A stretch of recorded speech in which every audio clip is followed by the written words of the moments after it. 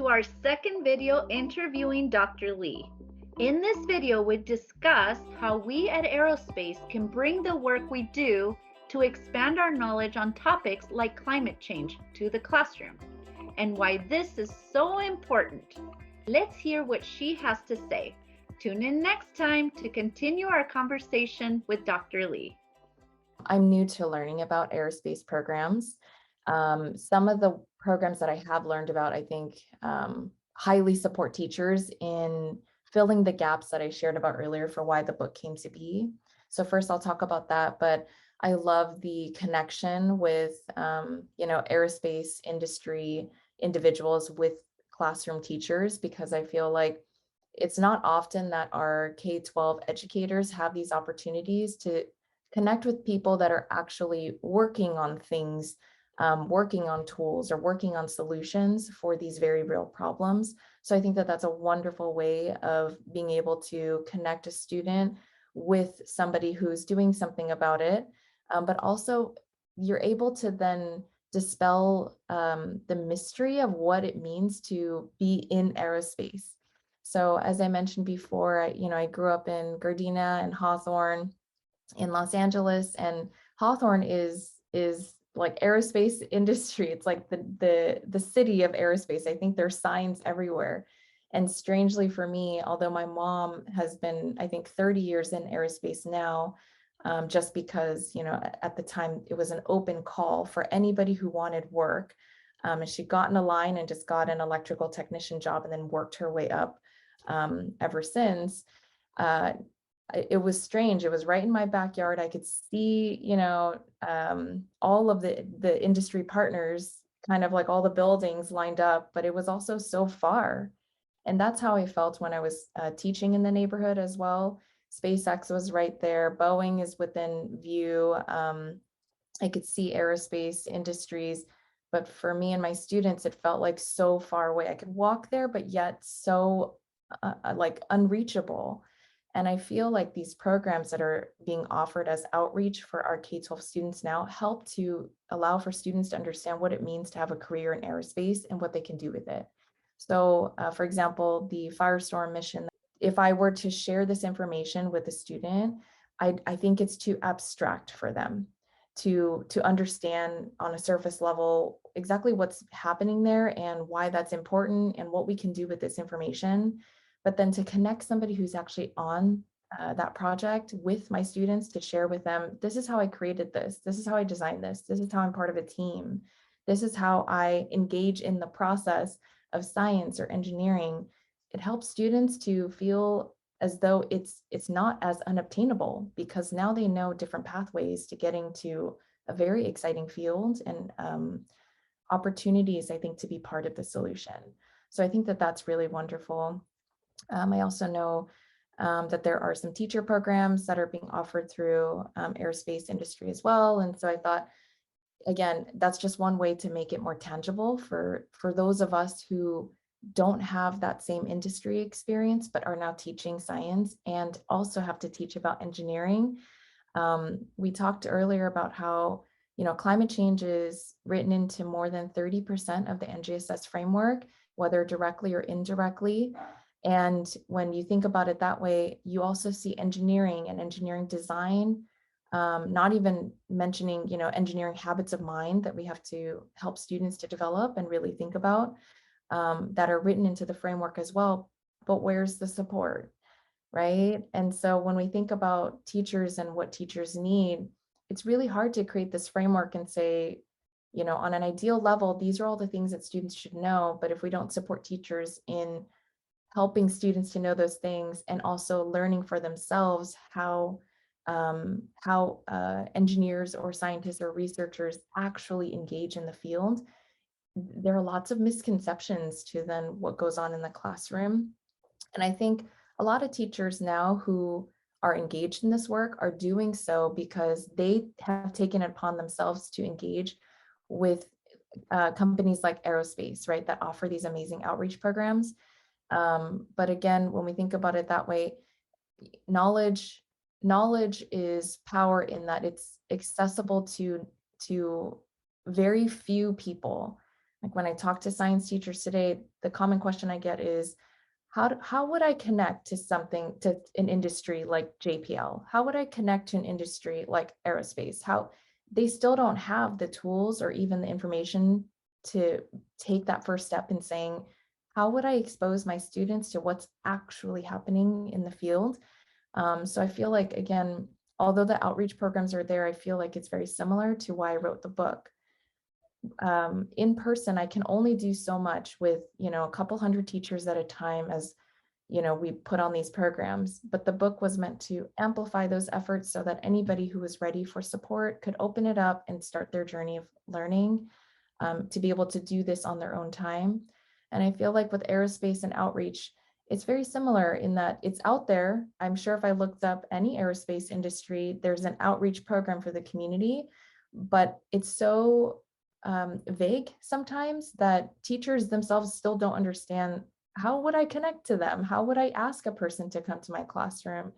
How would I get, someone from industry to come to physics or chemistry or bio? Because there's a huge disconnect as well with engineering and where it belongs in science. I just had this conversation yesterday where some of our teachers were saying, oh, engineering fits really well in physics. There's natural applications to physics. But when you look at the NGSS framework, it's written into all the sciences. So that tells me that our bio teachers, our chemistry teachers, and also trying to fold in, climate change and earth science, they're still thinking, how does engineering really look in authentic ways in my class? And where do I receive support for that? And so again, I think that these programs are wonderful. And I think that when we're thinking about how it can help curb climate change and help fight against climate change, I think, again, the more outreach programs, the better, but also linking up with organizations that are also doing something about this will also just amplify it.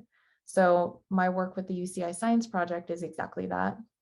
What we try to do is, because we support Region 9 K-12 educators in re-envisioning what science education could be to support every student in the classroom. Our job, we feel, is to connect with industry, nonprofit organizations, the university faculty as well, to then make connections with our K-12 students and teachers so that we can start bridging those gaps, because we're all doing such wonderful things, but it feels a little bit segmented. Like this industry is doing outreach and it's very tailored. And then nonprofits are doing outreach, but again, very tailored. And then we also have university faculty who write grants and they have to do outreach, but again, very specific. And only so many people get access to that information. But if we can start bridging the gap by connecting together and sharing with each other what we've learned from supporting teachers, what is working in the classroom, we can only amplify these efforts. We can only make them stronger. And so when we're thinking about how it curves climate change, the first climate action, I feel like, is talking about it. But students can't really talk about it well if they don't have enough information or care deeply about it, because they might not see how it relates to their everyday lives or their lived realities, or how not only it impacts their communities, but what they can do about it. So I think when I think of these different programs, right, like Firestorm Mission, I think it has the potential to actually light that fire in students to say, I want to pursue a field where I can do stuff like this, or I care about this so much because I understand how it affects me now in my community, whether directly or indirectly, and then talking about it and actually um, taking those first steps. I think that that's first and foremost really important. And then the second part is we always have to make sure that it's solution driven and action oriented, because I have taught for a long time. And when I did fold in climate change into my own chemistry and nanoscience classes, first couple years I was learning how to do it because I didn't have support. I just jumped into it, used whatever Google could offer, and went for it. And I remember a student, um, this was maybe about, I want to say 7 years ago, when I was a classroom teacher, and we started talking about what was happening with the world and what was happening with people in it and what was happening with climate change due to human impacts. And this young girl named Lizette, I still remember her because of her reaction. At the end of our class, she was really upset and she said to me, Mrs. Lee, why are we learning this? And she was upset. I understand. We grew up in the same community because I went to teach in my own community after college. And she said, why are we learning this? And I said, what do you mean? And she said, what do you expect me to do about this? Like you teach me about something that is so scary, that is so overwhelming. What am I supposed to do about this? I'm so mad right now. And I remember first feeling like, oh no, like what did I do?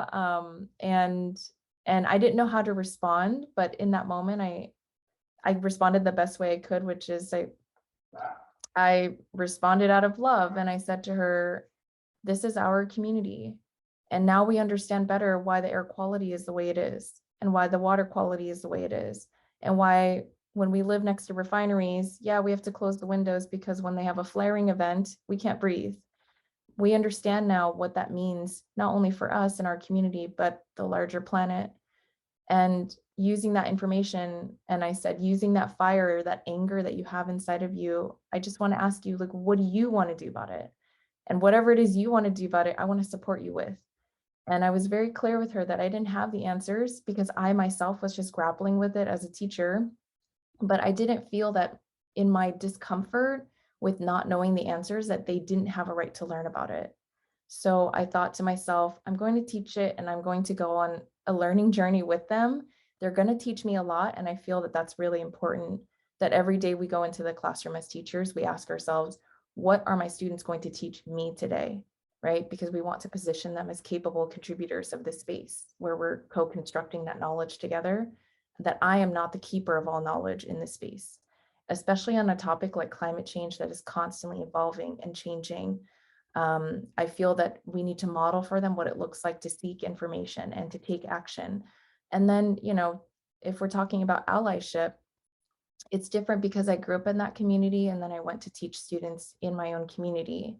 But if I didn't, which I had the opportunity to do when I was traveling up and down the state and supporting other teachers to do, it's still really thinking through, what does this information mean to you? And if you're so riled up about it, if you're so fired up about it, what can I help you do with it, right? And how can I help you use science or even the engineering that I do know in the moment, to take action? And what would be meaningful for you? Because meaningful for you as a student would be different for me as a teacher, right? And so it started this entire learning journey for me and sparked this interest. But going back to your original question, how I think aerospace can actually help with global climate change, making these tools really accessible, but also paring it down for students to really grapple with, I think is really powerful because teachers learn as students, right? And so when we think about these tools and what they can do and connecting with industry partners and even recording the outreach events, things like that for those who can't make it, or even recording outreach events through a student lens for students that can't make it or don't have access to this information, during the time that it's taking place, stuff like that, I feel like really helps to allow for the student to think through, yeah, I'm really mad about this, I'm really angry about my situation, and I'm really feeling distraught about my future, and channeling that and thinking, what can I do with it? And who can I tap into to help me take action? Because sometimes that's the first step, like talking about it, first explaining why you care about it, what it means for you, and then just thinking it through with someone who has a little bit more knowledge to leverage to say, you know what, and this has happened in one of the communities as well, where the students recognized after learning about the impacts of climate change and things we can do about it. I remember students saying, we have an empty plot of land. Like it's been sitting there for like over a decade and it's just collecting weeds. What can we do about it? And again, at the time, even though I didn't have the answers, thinking it through with students and saying things like, what if that became a community garden? What if we created a green space here because we know the impacts of what having trees does in an urban, or I should say a concrete jungle, right? And things of that nature. And then asking the right questions from there, like, okay, if we wanted to rally for a community garden there or a green space there, what is the first step in doing this legally? And then going down that path with students to develop skills with them. I think that all of those things are essential to think about when we think about how programs in general, how organizations in general can support these efforts. We need the how to, we need the steps, but we also need those individuals that just have a little bit more information and knowledge that they can leverage to saying, you know what, I actually just read that there was a grant for this. There's a micro grant that a teacher can apply for or a student can apply for to start this work. Or I know of other cities that have done this well, and we can learn from them. The point is that there's not one person that has all the answers or that knows how to navigate through this. But together, I think we can actually have more movement on this with students in meaningful ways where they can also identify what that looks like.